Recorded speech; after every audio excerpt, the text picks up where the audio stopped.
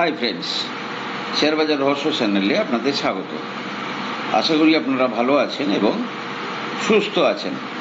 Friends, গত এপিসোডে swing ট্রেডিংয়ের উপর ভিডিওটা ছেড়েছি। আশা করি অনেকে দেখেছেন, যারা দেখেননি ভিডিওটা দেখবেন। মূল জিনিস হচ্ছে যে যেহেতু আমরা ইয়ার অন ইয়ার ভিত্তিতে বা ধরুন 10 বছরে আমি 10 গুণ করতে পারছি, এরকম বিজনেস আমি পাচ্ছি, তাহলে আমি সুইং ট্রেডিং এর দিকে যাব কেন? সুইং ট্রেডিং অ্যাকচুয়ালি কে করবে, কখন করবে, এই সমস্ত আইডিয়াগুলো আমাদের মধ্যে থাকাটা অত্যন্ত জরুরি।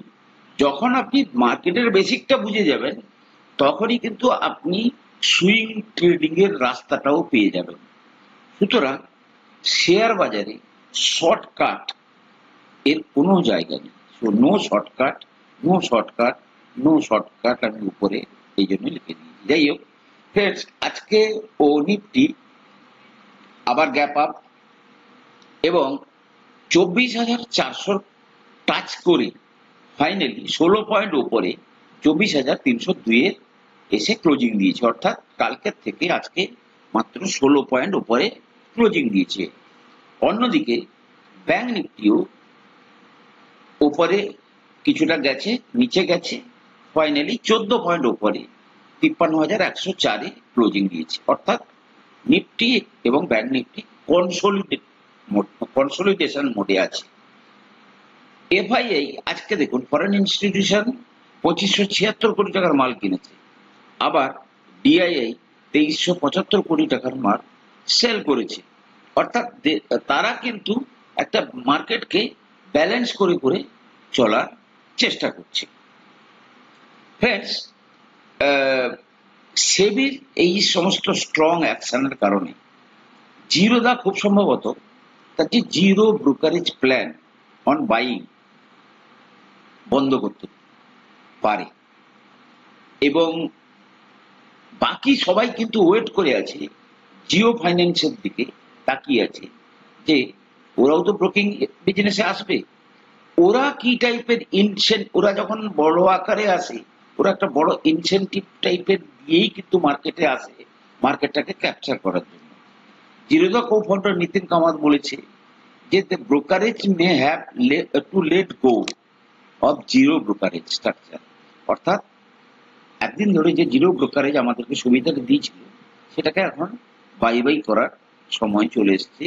কারণ সেবি এফএনডো থেকে শুরু করে সব জিনিসে যেভাবে পাবন্দি লাগাচ্ছে, তাতে তাদের রেভিনিউ কমে যাবে।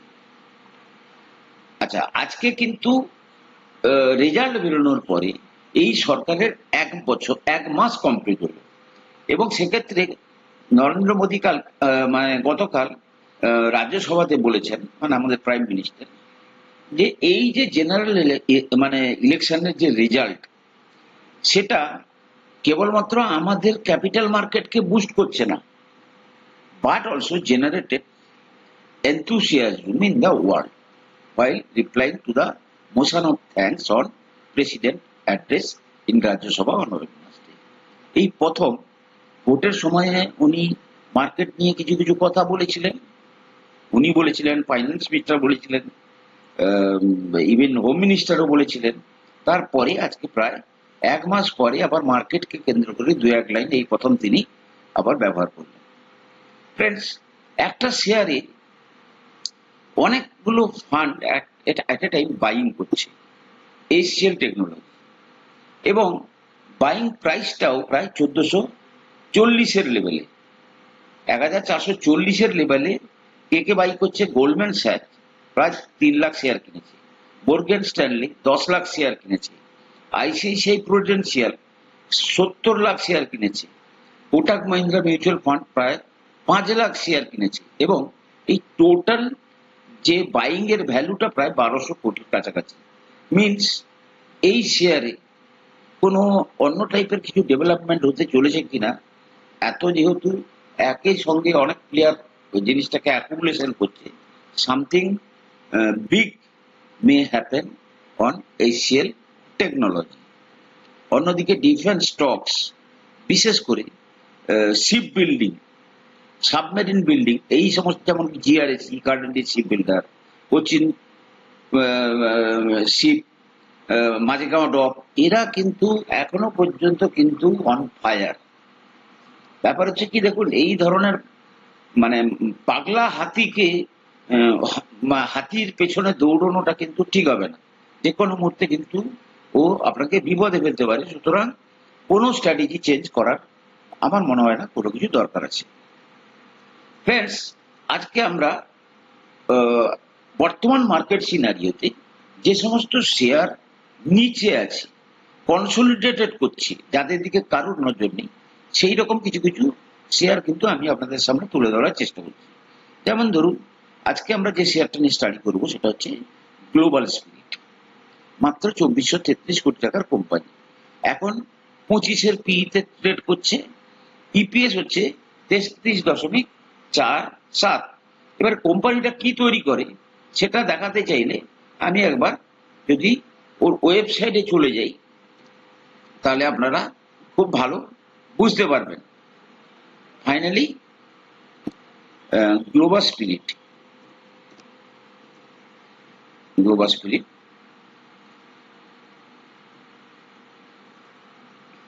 বুঝতে পারছেন আপনারা? তাও আপনাদেরকে দেখিয়ে বোঝানোটা ঠিক হবে। সো বেসিক্যালি এরা কিন্তু দেশি বিদেশি বিভিন্ন টাইপের মানে কি অ্যালকোহল তৈরি করে, ঠিক আছে? দিজ আর অল এর কিন্তু ব্র্যান্ড, ঠিক আছে? এবং এই ব্র্যান্ডগুলো দেখে আপনারা বুঝতে পারবেন যে এই বিজনেসের ডিউরেবিলিটি, বা এই বিজনেস হঠাৎ করে বন্ধ হয়ে যাওয়া, এটা অ্যাটলিস্ট কখনোই হবে না, এ চিরকাল চলতে থাকবে। তাহলে গ্লোবাল স্পিরিট বিশেষ করে অ্যালকোহল তৈরি করে, দেশি বিদেশি সব ধরনের। এবারে দেখুন, আমি একদম পুরো ম্যানেজমেন্টের যে কমেন্ট্রি আমি পুরোটাই কিন্তু আপনাদের এখানে তুলে ধরেছি। ক্যাপেক্স অ্যান্ড প্রোডাকশন, ঠিক আছে, ক্যাপাসিটি ইনক্রিজ হয়ে 300 মিলিয়ন লিটার পার ইয়ার হয়ে গেছে। আচ্ছা, একটা নতুন প্রজেক্ট লখিমপুর ইউপিতে তার কমার্শিয়াল প্রোডাকশন শুরু হয়ে গেছে। এটা কিন্তু latest commentary of the management. Joint venture partnership with আনসা McDowell for distributing, marketing and manufacturing of একটা বিয়ার শুরু হয়ে গেছে। Capex in Bengal and Jharkhand expected to result in additional revenue, মানে যেগুলো ক্যাপেক্স করে নতুন প্রজেক্ট করেছে সেখান থেকে প্রায় 230 কোটি টাকার ইয়ারলি নতুন নতুন রেভিনিউ আসবে। Financial performance more or less it is okay, কিংবা কোথাও তারা আরো বেশি আশাবাদী। ম্যানুফ্যাকচারিং বিজনেস, ঠিক আছে, এই যে production in Q4 was 64.8 million litres, power fuel cost for the entire year 245 crores। তারা কিন্তু তাদের বিভিন্ন রকমের ব্রেকআপ দিয়েছে, আপনারা চাইলে কিন্তু ডিটেলসে একটু স্টাডি করতে পারেন। আমি মানে এটা যতক্ষণ না শেষ করছি, বা তাদের কনজিউমার বিজনেস, এই সেগমেন্টগুলো আপনারা দেখে নেবেন। মার্কেট স্ট্র্যাটেজি, যেমন expecting profitability to improve in Prestige brand and above segment as volumes grow, ঠিক আছে। র অ্যান্ড মেটেরিয়াল, যেমন ধরুন এরা কি কি র মেটেরিয়াল ইউজ করে, ধরুন রাইস, কখনো কখনো রাইসের কস্ট বেশি, এই জন্য তারা রাইস থেকে মক্কার দিকে যাওয়ার চেষ্টা করছে। এই যে expecting improvement in margins with maize uses for ethanol production, রাইসের জায়গায় মক্কা ব্যবহার করে তারা করতে চাইছে। যাই হোক, এর ম্যানেজমেন্টের যে কমেন্ট্রি আমার কিন্তু ভালো লেগেছে, ওকে। এবং যার আউটপুট আসতে শুরু করবে আগামী বছরের মানে নেক্সট ফাইন্যান্সিয়াল ইয়ারে। এবার আমরা চলে যাব ব্যালেন্স শিট, যেভাবে আমরা দেখি প্রত্যেকটা শেয়ারে। প্রথমে ব্যালেন্স শিটে যাব। ব্যালেন্স শিটে যদি দেখি, আচ্ছা আগে আমি দেখবো ইনভেস্টর প্যাটার্নে। দেখুন, প্রমোটারের কাছে কিন্তু 51% মাল আছে, ফরেনারদের কাছে 5% মাল আছে, ডিআই এর কাছে 1% হোল্ডিং আছে, বাকিটা পাবলিকের কাছে আছে, ওকে। নেক্সট ব্যালেন্স শিটে যদি যাই, লোন কত আছে? 946 কোটি, রিজার্ভ হচ্ছে 946 কোটি, আর লোন আছে 329 কোটি। সুতরাং রিজার্ভের এগেনস্টে লোনটা কিছুই না, যে কোনো মুহূর্তে তারা এই লোনটাকে শোধ করে দিতে পারে। এবার যদি আমি প্রফিট অ্যান্ড লস স্টেটমেন্টটা দেখি, ধরুন এখানে 22-এর স্টেটমেন্টটা নেই, কারণ আমরা বুঝতে পারছি না। 23 এবং 24 আমি কম্পেয়ার করবো। 23-এ কি হচ্ছে, সেলস হচ্ছে 2109 কোটি, 12% মার্জিন, 122 কোটি টাকা রেভিনিউ। 24-এ 2415 কোটি টাকার সেলস, মার্জিন ড্রাস্টিক্যালি কমে যাওয়ার জন্য 96 কোটি টাকার প্রফিট। ওকে, এবারে মূল যে জিনিসটা আমাকে অ্যাট্রাক্ট করেছে এই শেয়ারটাকে চুজ করার জন্য, সেটা হচ্ছে চার্ট প্যাটার্ন। ফ্রেন্ড দেখুন, আপনারা সাপোর্ট এবং রেজিস্ট্যান্সে অনেকে কথা বলেন, মানে অনেকে জানতে চান।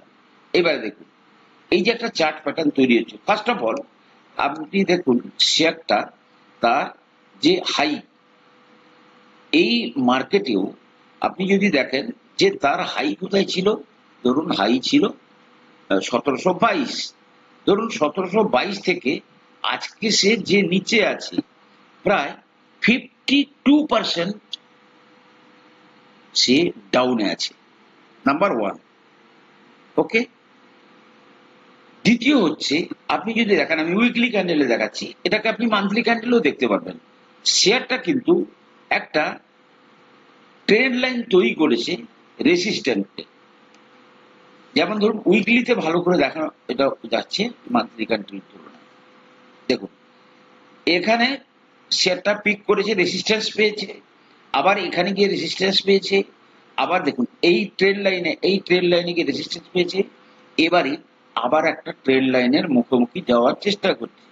সুতরাং যদি দেখা যায় আজকে যে শেয়ারটা পাওয়া যাচ্ছে, এটা অ্যাকচুয়ালি তার কবে পাওয়া যাচ্ছিল, জুলাই 21-এর রেটে, অর্থাৎ গত 3 বছর ধরে কিন্তু শেয়ারটা কোনো পারফর্ম করেনি। সুতরাং চার্টের যে প্যাটার্ন তৈরি হয়েছে, তাতে দীর্ঘদিন ধরে এই যে লেভেলটাতে যে তার কনসলিডেশন, এটাই কিন্তু এবারে কি হবে, এই সমস্ত জায়গায়, এই জায়গাতে আপনি যখন অল্প অল্প করে, ধরুন আমি মেনেই নিলাম যে এটা আরো 2-4 মাস কনসলিডেট করবে, কিন্তু যদি 2-4 মাস কনসলিডেশন করেও আমি যদি চারটে করে শেয়ার কিনিও, তারপরে কিন্তু finally this business will give breakout, এবং তার প্রথম যে রেজিস্ট্যান্সটা হবে, যদি এইখানে আসে, তাহলে এখানে সে 982-র কাছে রেজিস্ট্যান্স পাবে, এবং তারপরে তার যে টার্গেটটা হচ্ছে, আপনি এখান থেকে তার টার্গেট মানে স্ট্রেট ওয়ে কিন্তু আপনার শেয়ার ডবল হয়ে যেতে পারে। ফ্রেন্ডস দেখুন, এই স্ট্রাকচার গুলোকে যত আপনারা ক্লিয়ারলি বুঝে যাবেন, যত আপনারা ফিল করবেন, এবং যখন আপনি এই ধরনের একটা কোনো শেয়ারে পজিশন নিচ্ছেন, এবং যখন পজিশন নেওয়ার পরে আপনি কেনার পরে 6 মাস লাগলো, আপনি ধরুন 7% 8% ব্যাংকে ইন্টারেস্ট পাচ্ছেন, এখানে আমরা যেটা বলি যে 20% CAGR হারে গ্রো করা। তাহলে আপনাকে যদি 6 মাসও বসতে হয়, আপনি বহু শেয়ারে দেখেছেন 2 বছর কিছুই চলেনি, কিন্তু 3 দিনের মধ্যে 20% করে আপনাকে রিটার্ন দিয়ে দেয়। সুতরাং এই ফেজে কিন্তু অল্প অল্প করে কিনে রাখুন, একটা টাইম আসবে দেখবেন 2 দিনের মধ্যে শেয়ার কিন্তু হাতের বাইরে বেরিয়ে যাবে, যেমন দেখেছেন আপনারা পারস ডিফেন্স। তো ফ্রেন্ডস, আশা করি গোভার স্পিরিট এই কোম্পানিটিকে আপনাকে স্টাডি করবেন এবং আপনারা অ্যাকর্ডিংলি প্ল্যান করবেন। ফ্রেন্ডস, আমি কোনো সেবি রেজিস্টার্ড অ্যানালিস্ট নেই। কোনো শেয়ারে কেনা বা বিক্রির আগে আপনারা কিন্তু আপনাদের ফাইন্যান্সিয়াল অ্যাডভাইসারের পরামর্শ নিয়েই কিন্তু কোনো শেয়ারে কেনা বা বিক্রির সিদ্ধান্ত নেবেন। ফ্রেন্ডস, যদি ভিডিওগুলো ভালো লাগছে, চ্যানেলটাকে লাইক করবেন, সাবস্ক্রাইব করবেন এবং অপরকে শেয়ার করুন। ভালো থাকুন, সুস্থ থাকুন, কমেন্ট করুন। কথা হবে পরের।